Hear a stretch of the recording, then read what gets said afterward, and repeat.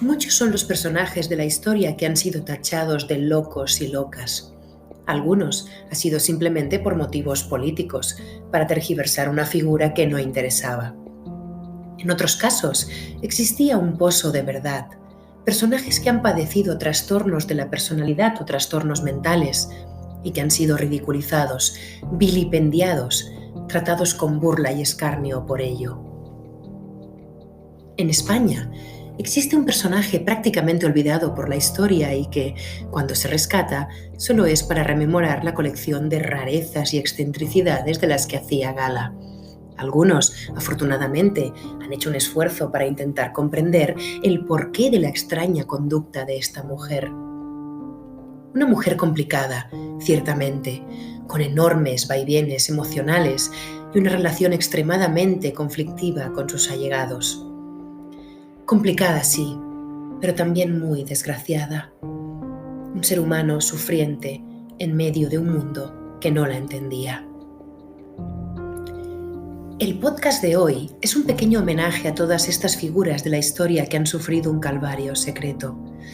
Personas afectadas con trastornos que, hoy en día, posiblemente se solucionarían con un buen terapeuta, pero que en su época eran solo símbolo de locura.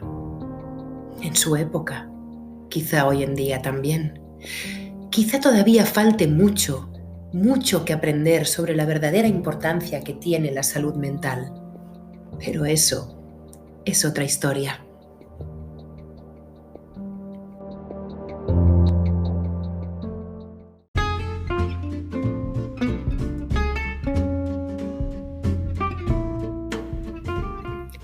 Luisa Isabel de Orleans nació en el Palacio de Versalles el 9 de diciembre de 1709.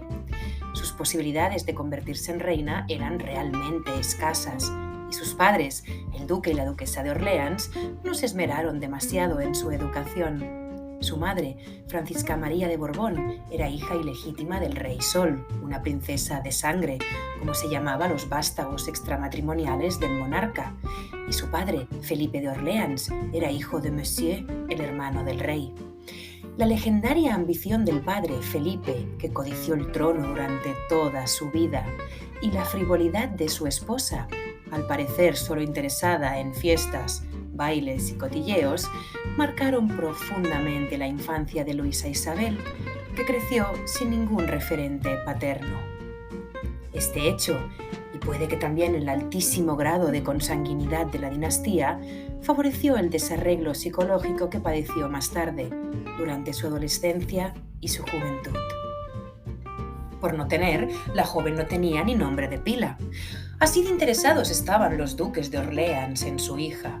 De pequeña era conocida simplemente como Mademoiselle de Montpensier y pronto hizo gala de un carácter irascible, caprichoso y voluble.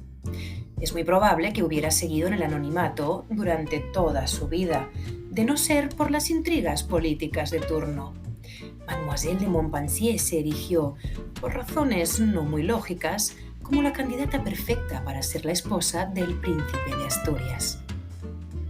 Cuando al final se acordó el pacto de boda, todos se dieron cuenta de que la pobre chica no tenía ni siquiera nombre.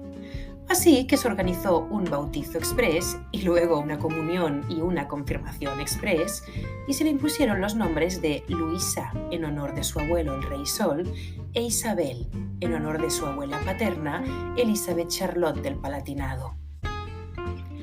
Es precisamente esta abuela, conocida familiarmente como Liselot, la que nos da uno de los más suculentos testimonios de cómo era la muchacha.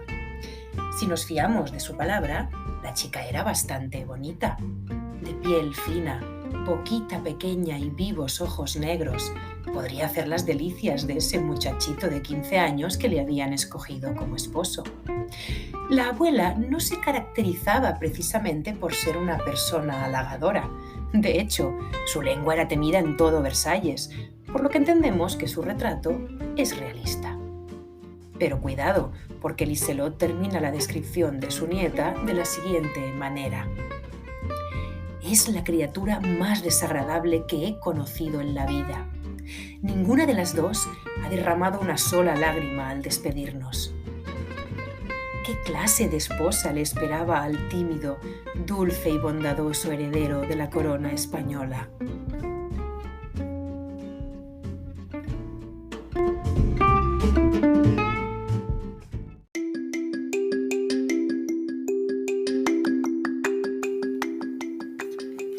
Luisa Isabel y Luis, bisnieto por cierto del Rey Sol, detalle que convertía a su novia en algo así como su tía, se casaron el 20 de enero de 1722.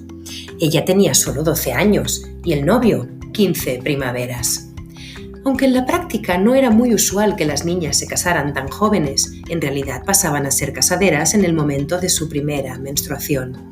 De hecho, el padre de Luis, el rey Felipe V, había desposado a su primera esposa cuando ésta era solo una adolescente de 12 años.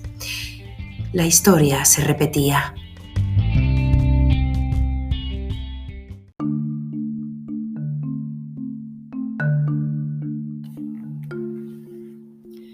Como era de esperar por su juventud y por el hecho de ser unos auténticos desconocidos, los recién casados se llevaron mal desde el primer momento. Al pobre Luis, educado en la estricta corte española, no le pegaba esa esposa francesa tan suelta.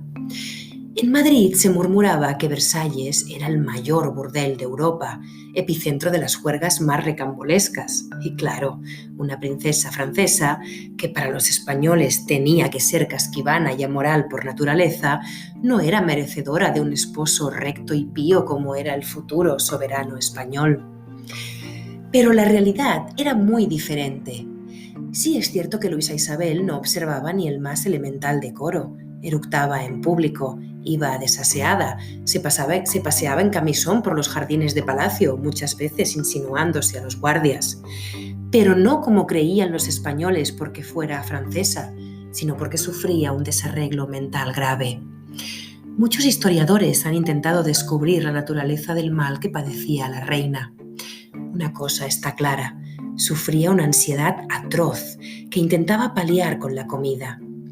Nos han quedado testimonios de que la reina no probaba bocado en las comidas oficiales, pero después robaba de las cocinas huevos, rábanos, que al parecer eran su debilidad, y otros platos fuertes para devorarlos con avidez en sus habitaciones. En cantidades tan grandes que después se sentía indispuesta. Tenía también cambios bruscos de humor. Por la mañana podía ser una criatura deliciosa, amable y divertida, y por la tarde ser revoltosa, tozuda y protagonizar apoteósicos berrinches que eran la comidilla de la corte.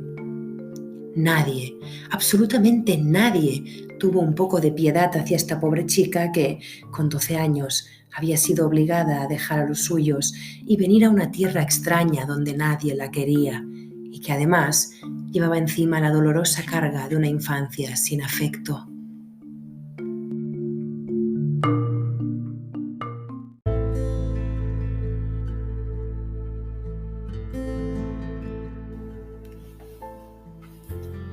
Quizá esta actitud tan desordenada de Luisa Isabel era simplemente una manera, su manera, de rebelarse contra la estricta etiqueta de la corte española, y quizá también para pedir un afecto que no le llegaba. Un día le escribe a una de sus hermanas: «Todos sabéis que desde muy niña me ha gustado andar libre de incómodos vestidos que me provocan picores en todo el cuerpo.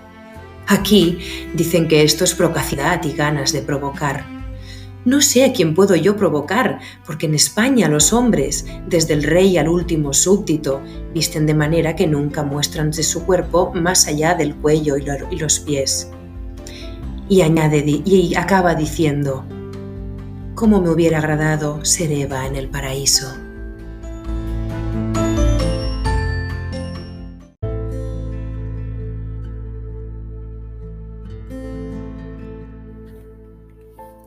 El pobre Luis habría deseado amarla con todo su corazón. Dicen que se quedó prendado de su retrato cuando se acordó el matrimonio y que hasta la boda dormía con él en el cuarto. Pero acabó por detestarla. Su paciencia era grande y su corazón bondadoso, pero todo tiene un límite. Hastiado, terminó por buscar otras compañías en la noche madrileña mientras Luisa Isabel permanecía en palacio dando rienda suelta a su locura, aparentemente impasible ante las infidelidades de su marido. Tras uno de los últimos altercados de la reina, parece ser que, en medio de una fiesta, se arrancó las faldas para limpiar unos ventanales que estaban sucios, el rey Luis decide recluirla. Luisa Isabel protesta y se defiende como puede, pero acaba encerrada en el Alcázar de Madrid, un frío e inhóspito palacio de la época de los Austrias. Aterrada ante la idea de otro abandono, el primero ya lo había sufrido en la infancia, la joven reina escribe cartas a su marido implorando su perdón. Jura que va a ser buena. Se compromete a ser una reina y una esposa ejemplar. Tanto suplica y tan dulce es el alma de Luis que al final éste accede a liberarla. Luisa Isabel cumple su promesa. Tanto es así que, cuando Luis se enferma de viruela y queda postrado en el lecho, ella es la única que permanece a su lado. Los padres del chico han huido a la granja, temerosos del contagio. Solo Luisa Isabel cuida al enfermo, con tanta abnegación que se contagia de la enfermedad de su marido. Pero mientras ella consigue reponerse, el rey adolescente pierde la partida y fallece el 31 de agosto de 1724, a los 17 años y a los escasos meses de reinado.